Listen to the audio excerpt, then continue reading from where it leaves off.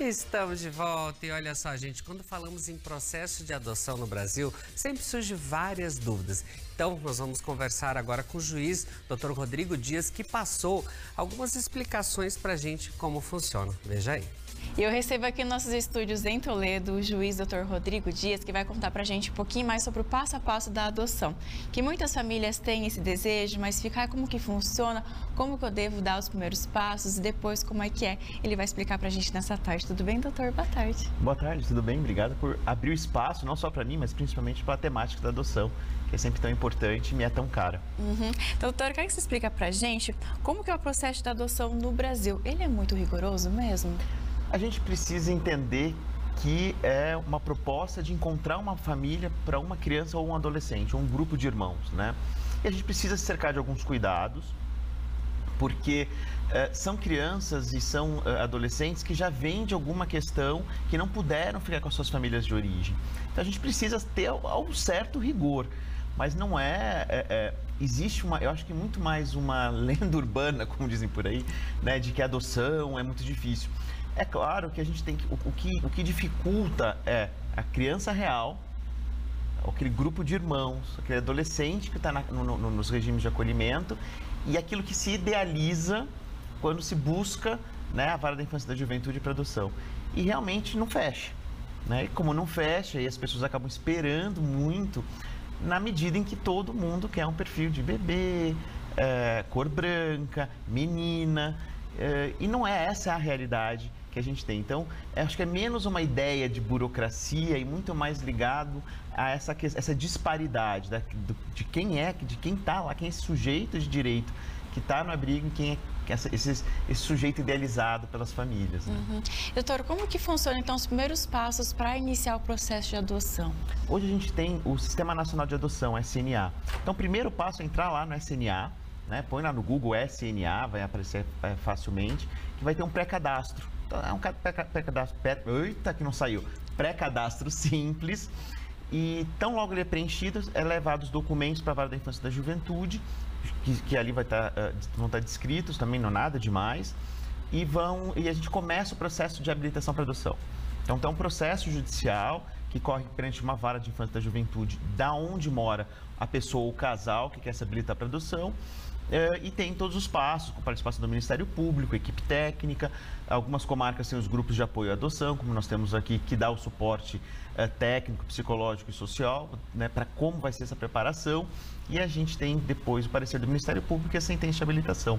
As pessoas também têm que entender que elas, aspas, entram na fila. Eu não gosto muito desse termo, mas é o que as pessoas mais entendem, que só depois da sentença, ou seja, quando possui esse procedimento, depois da sentença, é que elas ingressam no mesmo sistema, né? Que aí elas podem poder ser chamadas para adoção. Então, muitas pessoas assim estão contando desde o dia que elas decidirem para adoção. Calma, né? Você decide, levanta os documentos, leva na vara, passa pelo procedimento, tem a sentença judicial, depois do parecer do Ministério Público, aí sim você está no Cadastro Nacional de Adoção. Doutor, como que funciona a questão de irmãos? É feita uma separação ou não pode? A família que vai adotar tem que adotar todos os irmãos? Como que funciona? Existe uma lei, um artigo no Estatuto da Criança e do Adolescente que nos recomenda, quase que prescreve que nós tenhamos que deixar os irmãos sempre unidos, né? Nem sempre isso é possível. Mas nem sempre isso é possível por dois motivos. Muitas vezes a gente tem que entender que o amor de irmão também é uma construção social. É o teu pai, a tua mãe, o teu pai e a tua mãe, o teu pai e teu pai, a tua mãe e tua mãe que ensina você.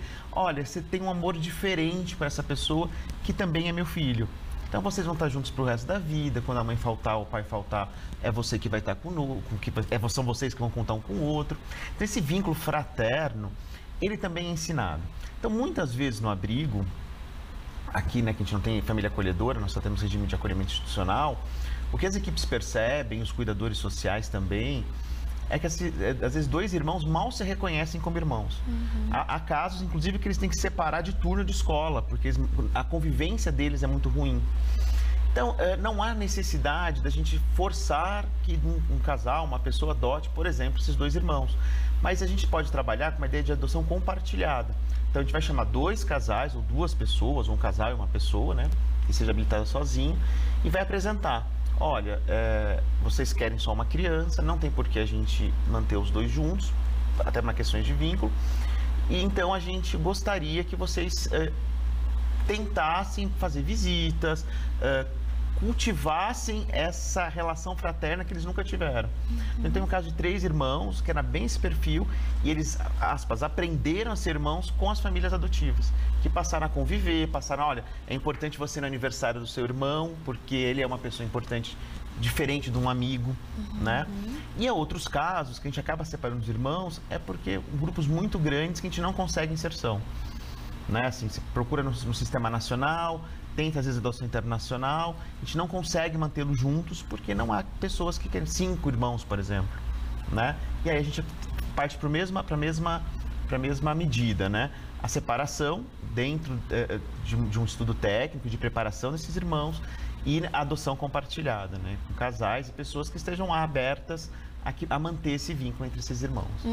E, doutor, no caso assim, a família ou a pessoa precisa ser casada para entrar no processo de adoção? Por exemplo, uma mãe solteira ou um pai, às vezes também, só eu tenho aqui, às vezes separou e tem vontade de adotar, ele pode ou não tem que ser casais? Qualquer pessoa pode buscar habilitação maior de 18 anos, né? Sozinha. Se for em dupla, assim, se 2 pessoas quiserem adotar, aí, pelo estado da criança e adolescente, tem que ser casada ou viver em união estável. Então, um homem divorciado, uma mulher solteira, um homem solteiro, uma mulher divorciada, podem se habilitar sozinhos.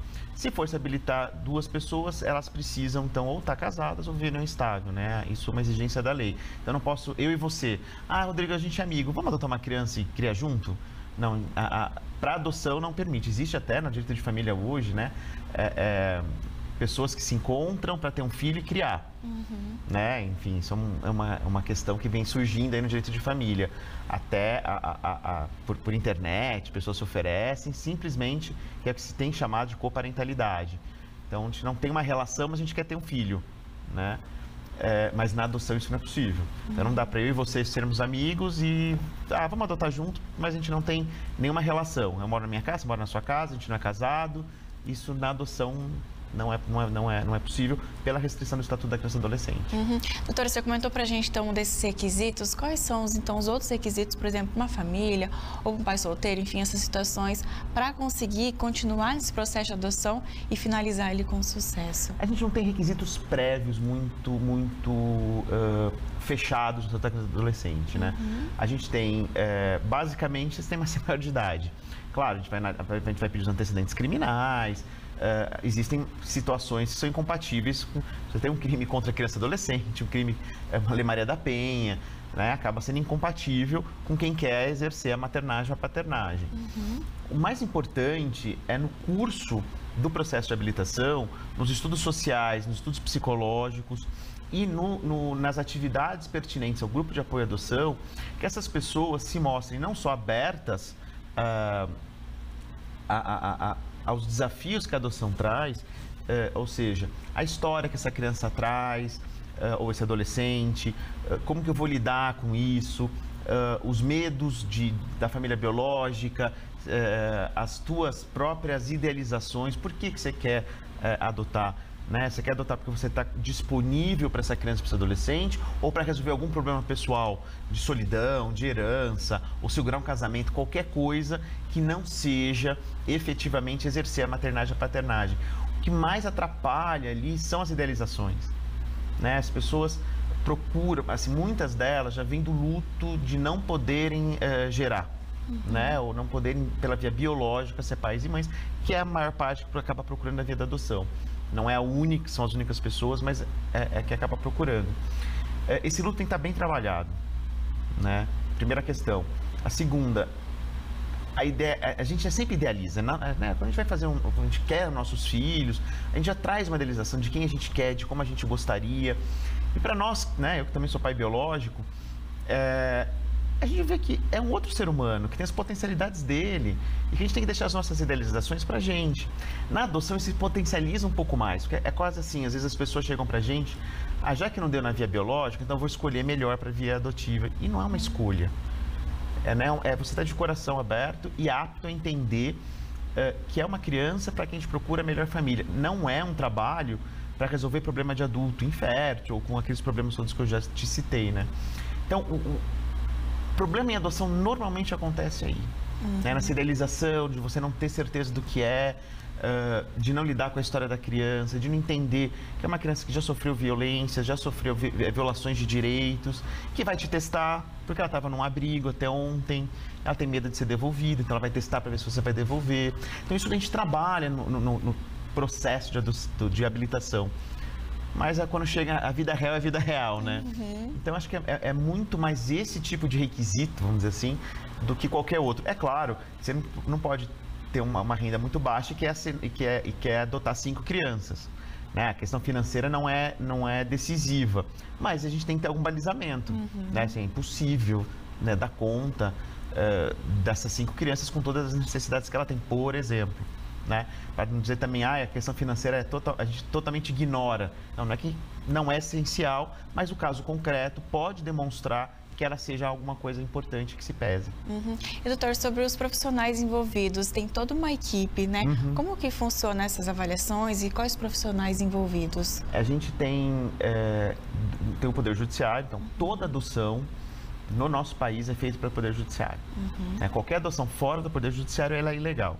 É suscetível a crime e muitas vezes, a depender do tempo dessa criança estar com esse casal ou com essa pessoa, de busca e apreensão da criança, acolhimento, ela ir para outra família que esteja devidamente habilitada. Então, na Vara da Infância e da Juventude, tem o juiz da Infância e da Juventude, eu trabalho com uma equipe do cartório.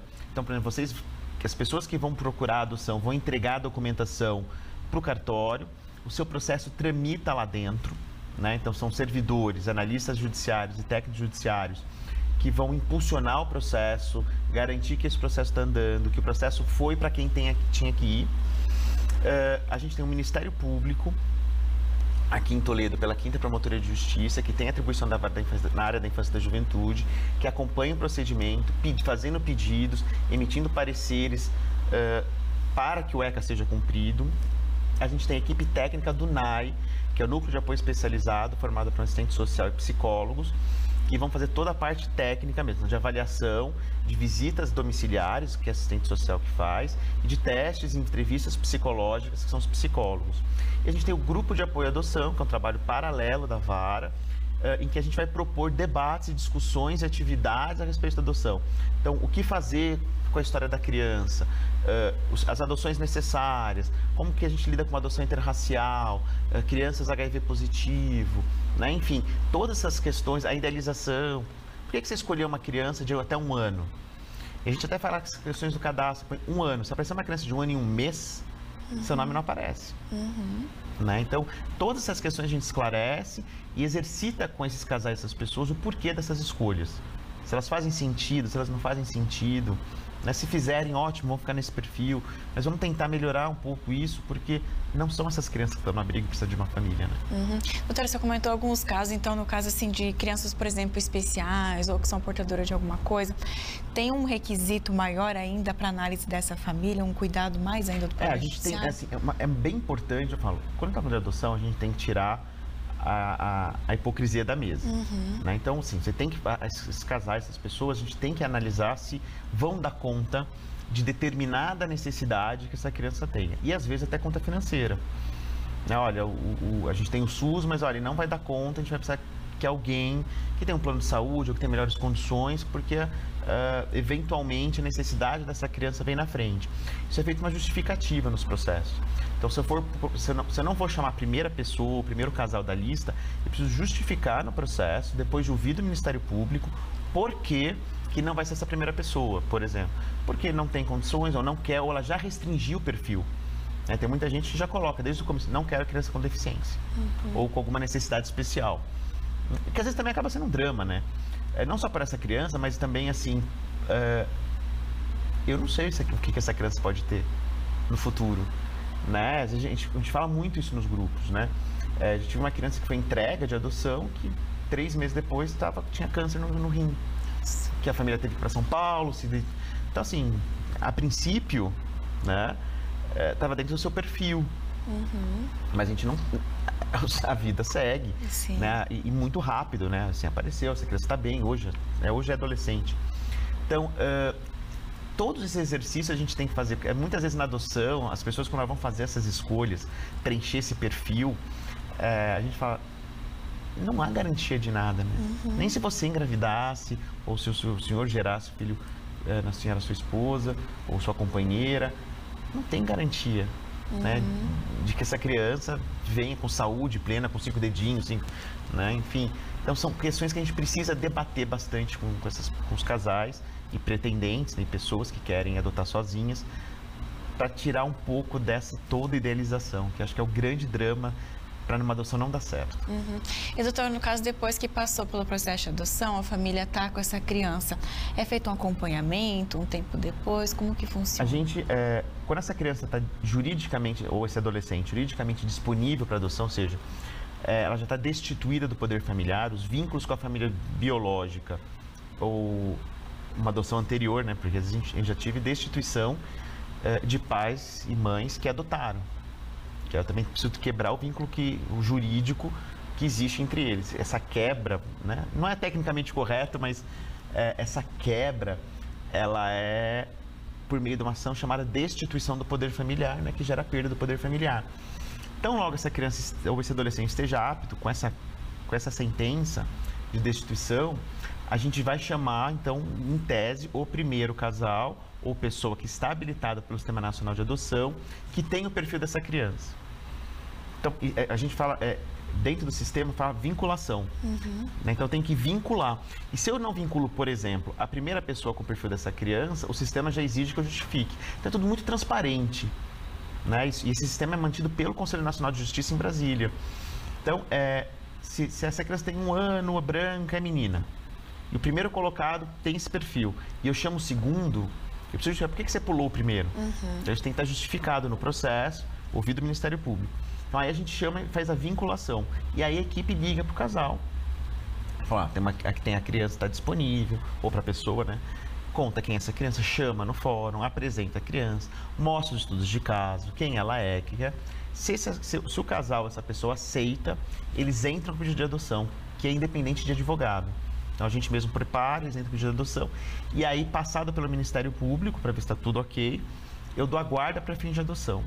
A partir desse momento, a gente abre um período chamado estágio de convivência, que esse período vai ser avaliado, né? Se realmente, em tese, é o casal ou a pessoa certa para a criança certa, e na vida real.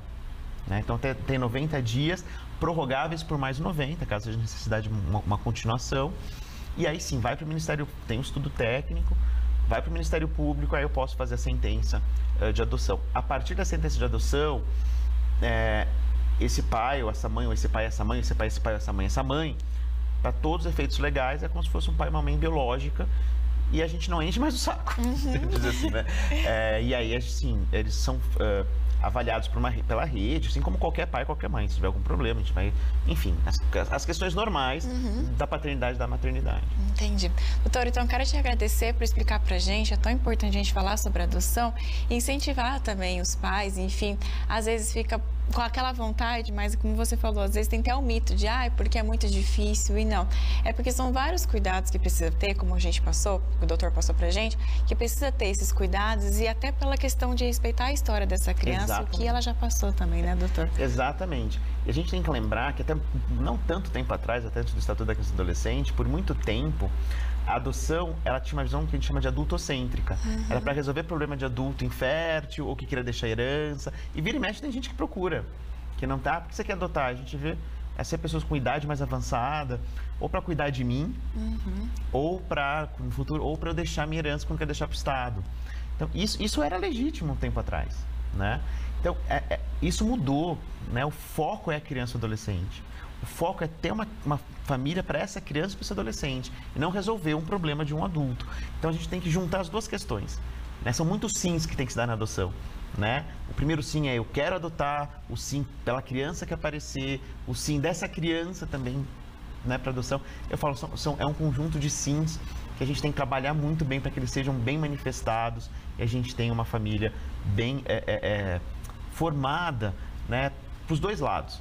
né? Tanto esse casal, essa pessoa, desenvolver esse vínculo com a criança, como essa criança e adolescente desenvolver o vínculo com eles. Então, é um trabalho bastante grande, que a gente leva bastante a sério. Com certeza. Doutor, obrigada, viu, por essas explicações. Eu que agradeço a oportunidade de mais uma vez. Inclusive, os pais, às vezes, as pessoas que ficaram com mais dúvidas ainda, e não, agora eu vou ir para esse processo de adoção, reforça para a gente como que eles podem ter mais informações. Olha, a gente tem o NAI, que é o Núcleo de Apoio Especializado, a equipe está sempre aberta. Vira e mexe, as pessoas vão lá só para tirar dúvida. Às vezes, a vida ali na Vara da Defesa da Juventude não é só a parte boa da adoção, a gente tem muita demanda. Mas se elas não atenderem na hora, elas marcam para atender e explicam pessoalmente da adoção, né? É bem tranquilo. Todo ano a gente faz, aqui em Toledo, um evento que a gente fala um grande encontro de adoção. Esse ano vai ser dia 26 de maio, né, que vai ser o dia depois do dia 25 de maio, que é o Dia Nacional de Adoção. Que também é um evento público e qualquer um pode participar lá no Teatro Municipal. E que a gente fala de adoção, os casais que já passaram por isso vão, as pessoas vão, as crianças vão. Então, dá para ver o resultado desse trabalho todo, que fica aberto, é convidado toda a comunidade também. Então, como o juiz